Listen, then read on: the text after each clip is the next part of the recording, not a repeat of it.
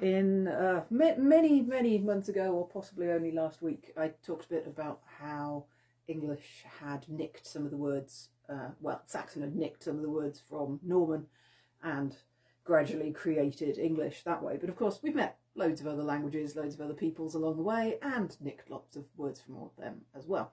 So I'm going to look a bit at the words that have come from the Arabic and from the Persian, particularly those that come over in the Middle Ages. Now, in this case, we don't nick them all directly. Obviously, with the Norman ones, we're taking them all basically directly. Sorry, we did sometimes because of Crusaders going over, but then if you get a little further and you look at what's going on in the 14th, 15th century, largely it's the case that these were words that were picked up by the Spanish and the Portuguese, and then we lifted them off the Spanish and Portuguese, so they end up a little bit further away from what the original would have sounded like. And that's not true for all words. There's one that probably got into Anglo-Saxon that was an Arabic word. It's one theory that the Old English word elfara, which means a pack horse, is from alfaras, the horse in Arabic. You know, whether they have parallel lines, but it's been theorised that that's actually a word that somehow made its way over from Arabic direct. After that, yeah, it's crusades and it's traders, especially via Portugal and Spain, or occasionally French. Some of the words are obvious. We know that when you have words that start in AL, there's a good chance that they are going to be from the Arabic, because al is Arabic for the. This is not always the case. For instance, if you take the word alligator, that is from the Spanish, el legato, the lizard in Spanish, because of course el, being a version of the in Spanish, has become an al, similar enough that that can happen. So there are some false friends, but most of the time, if it starts al, it's probably going to be from the Arabic. And some of them we know reasonably well, you know, alchemy, elixir, almanac, alfalfa. They're quite straightforward and mean pretty much what they do in the original. An albatross, or whatever the actual thing in Arabic is, means the diver, which is a good description of what they do, of course. An alcove comes from alcoba, which means a dome, and it's obviously slightly changed from being the dome bit to being a little domed recess, but you can see the logic is still there. Alcohol is a funny one. It's obviously alcohol, K-U-H-L, and then later K-K-O-H-L. I'm rubbish at spelling out loud, I don't know what it is. So it also gives us coal, as in the eyeliner pencil being coal. They both come from the same place, so alcohol is the coal, really. And it just means an extract or an essence of something originally. So the coal that you put on your face is an essence of one thing, but an alcohol can be any pure essence, particularly one achieved by sublimation of the liquid. But it can more broadly just mean any essence of anything. This is why in 1661 it makes perfect sense to have a recipe talking about the alcohol of an ass's spleen. This is just the essence of it, and as late as that, alcohol does not have anything to do with what we think of as alcohol. They have no idea that beer and wine and so on contain the same substance, so yeah, there is no word to join those things together. It's only in 1672 that the Royal Society decides to ponder as a scientific question, what is the pure essence of wine? i.e., what is the alcohol of wine? And they try to work out exactly what this wine alcohol is, and then work out that it's the same thing in some other alcoholic drinks, and then that gradually becomes just alcohol, and it stops being used for anything else. Another nice one, we can turn to the field of mathematics. A lot of these things are in sort of science and mathematical fields. That's because the Arabs were definitely more advanced than the Western world at this time, so we borrowed words for things that we didn't have words for, as is normal. So the Arabic word for nothing is zefra, which becomes zefiro in Portuguese and then zero in English.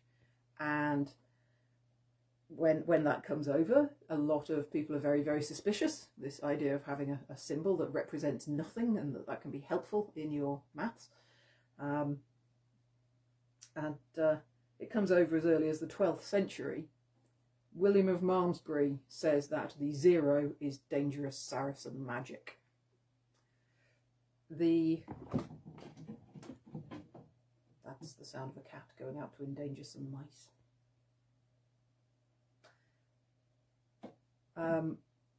The word Zafiro also gives us the word cipher. So a cipher and a 0 go back to the same place. Other words that come from the mathematical sphere, obviously, is algebra.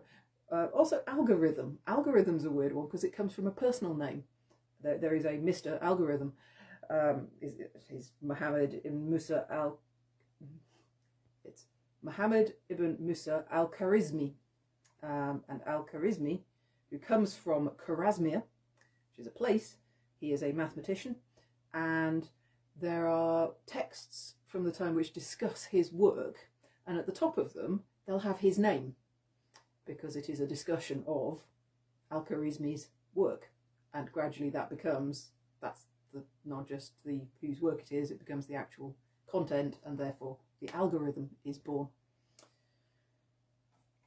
Algebra, weirdly, doesn't originally mean mathematical stuff at all. The first reference in English to algebra in 1541 means bone setting.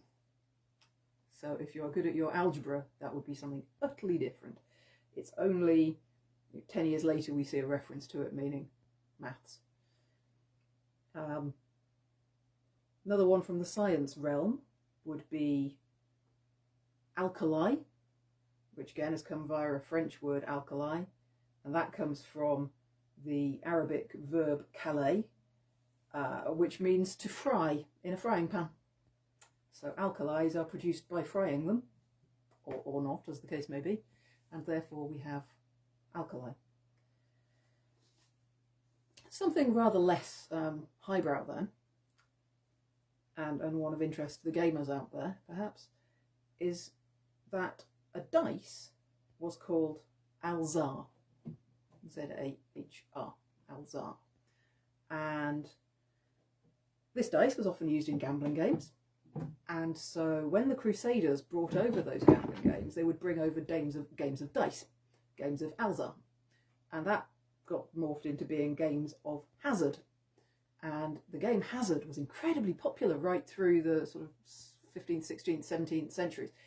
And hazard was apparently must have been a really addictive game. People bet fortunes on hazard. It wasn't so much about the gaming as on the betting on the results that was the big thing with the game hazard. And therefore, if you were playing hazard, you were risk-taking. You were playing at hazard, then there was a risk you were going to gamble everything away. And so hazard from there comes to mean taking a risk. And from taking a risk becomes to mean a thing which is a cause of danger. So it makes its way all the way from an Arabic dice through to a dangerous thing, which I think is quite nice. Another weird one is the place name Alcatraz. I think, why on earth is there an island, prison colony in America with such a weird name as Alcatraz? Well, the island gets named that by a Spanish sailor, and in Spanish, Alcatraz means pelican, and there were a lot of pelicans on the island. The island's still full of them, so he calls it Pelican Island, Alcatraz Island. But you go back a step further. The Spanish word comes from the Arabic al-kadus, and an al-kadus is a bucket attached to a water wheel. And that, of course, gets transferred to the pelican because of the shape of the pelican's beak. The pelican's beak reminded somebody of a water wheel, so it got named the water wheel, and from then it transfers from the water wheel to the pelican, and from pelican to the island. And that is why Alcatraz is named for a water wheel, or a bucket specifically. One of the buckets went round on the water wheel. Some of them are a bit less obvious because the L has swapped sides, so or the L has been lost completely. So things like apricot, artichoke, aubergine are all words that started off there but have lost their L in the process. A lute as a musical instrument is al-oud. The oud is still a perfectly valid Arabic instrument. I have one that I got from Turkey, and al-oud is basically a lute only without frets on the fretboard. And so yes, you switch over, you get a lute. Sometimes, of course, people go wrong when they are picking up words from another language like this, and the nicest example of this for the Arabic one is the word admiral, which attempts to preserve an Arabic word but preserves the wrong bit. As you can see, as you can hear, for this one the al is at the end, which means it's going to be something the. And what it actually is, Amir is like Emir, Lord. So Amir al is commander of the. The phrase was Amir al-Bar, and when we took that away with us, we dropped the wrong bit. Instead of, well, we dropped any bit. Instead of it being Amir al-Bar, it became just an Amiral, which is a commander of the. Because they've misunderstood the actual construct. There's a lot more, of course, which are not al or l beginnings. It's just that's a nice little cluster that you can take out. Other words that come from either Arabic or Persian, they often have to do with trade. They're often to do with the things which are being traded over: amber, jasmine, borax, camphor, mattress, a weird one, and things that are specifically to do with trade, like tariff and carrot, like carrot gold rather than vegetable. Weirdly, carcass, although I don't think that one's because they're trading in anything. Crimson. Crimson comes from the kermesi, which is the louse that gives the crimson dye if you pulverise it sufficiently. Poor thing. And this word is one of those rare examples where we can say probably the exact point at which it came into the English language, because there was a Spanish galleon sailing quite close to the coast near Sandwich in 1228, and a lot of its cargo was kermes, and there's £100 worth of kermes in there, and a raiding ship. My words are all going again. Yeah, a raiding ship scuttled the Spanish galleon, and the sea turned bright red because £100 of kermes is enough to do it. So the sea turned crimson. And that's where crimson and kermes came into the language, probably on that day. Sometimes it gets even more complicated because the Arabs or Persians had taken a word from from further east, say from India. Most of the words we have in this country from India happened because we went over there and nabbed everything. But some are earlier. So, for instance, the naranj is Sanskrit for the fruit, the orange, and that goes from Sanskrit to Arabian, and then Arabian to English, and then when it hits English, it's still a naranj, and then the N swapped sides, which is another separate feature of the English language that I could talk about, where the N swap sides in quite a lot of words, like napron and nada were once an apron and an adder. That's just something linguistically that happened in the 15th century or so. Another thing that got traded a lot is fabric, and because of that, a lot of words for fabrics come from the Middle East. Fustian cloth is first mentioned about 1200, and that comes from a fustat, which is not so much the cloth as what is used for. A fustat was a large tent made from quite a rough fabric, so fustian. Cotton has another one that starts off in India. It's Qutn, but it makes its way from India to Iraq to Spain to us. And with taffeta is another one. Taffeta gets mentioned in the Canterbury Tales. That comes from the east via Arabia and Spain. Mohair, damask, tabby, and all the dyes that go with it, like the crimson, kermes, scarlet, azure, henna, saffron, all those kinds of words. Another one that's proved very versatile, and I'm glad of it as it came over, is the verb shariba, which is just the word to drink in Arabic. But as that word has come to us on several different occasions at different times, different routes, passing through other languages along the way, by the time it reached us, it means that there are several different words it comes from. They all have roughly the same, you know, the Chinese whispers have only taken it so far. So shariba has become syrup, it's become sorbet, it's become sherbet. So all of those are sort of roughly in the same category. Meanwhile, there is the sugar comes from the Arabic sukkar, and candy starts off as canned, Q-A-N-D, which is what you're left with when you've boiled cane sugar down and down and down. You're left with candy, canned. So they are responsible for most of our, you know, nice keywords for sweet things. Sorbet and sherbet. You can sort of hear that they're related, can't you? But that syrup is the same thing. It's quite cool. And of course, all of these spices and things are coming in at the same time. By the early 14th century, a Florentine merchant who's listing his produce can name 288 different spices that have come into Europe from anywhere in Arabia, Africa, China, India, and most of those names have passed through Arabic and then through either Spanish, French, Italian, Portuguese to get their way up to us.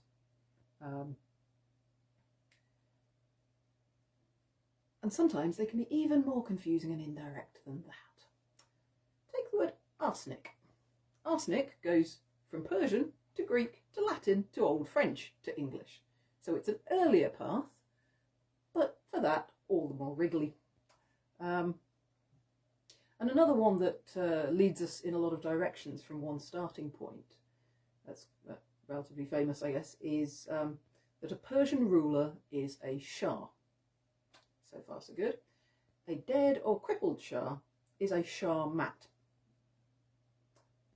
Shah moves into Arabic, then it goes into Vulgar Latin as scacus, shacus probably, yeah, shacus, into French as échec, and into English as chess. So chess is the game of the king, and a Shah mat is a checkmate. So check and chess are both the same word, or both come from the same Shah word. This is why a crippled king is in checkmate. Meanwhile, of course, having got this word check, which describes this checkered board, why the board is checkered, it's a game for playing check or chess on, and probably also why there's another game you can play on it which is called quack. The sound changes again, and you can bet on throwing things onto a checkered board and seeing if they land black or white. That's a game of quack. So the board is checkered. Henry II did his accounts on a huge table marked out in black and white squares. This makes it a lot easier to move piles of money from one place to another and not lose track of what's where. And if you're doing that on this checkered board, this becomes the exchequer that he's doing it on. And that's why we have a Chancellor of the Exchequer, which is a word that's not kind of related or not obvious as to why it should be that.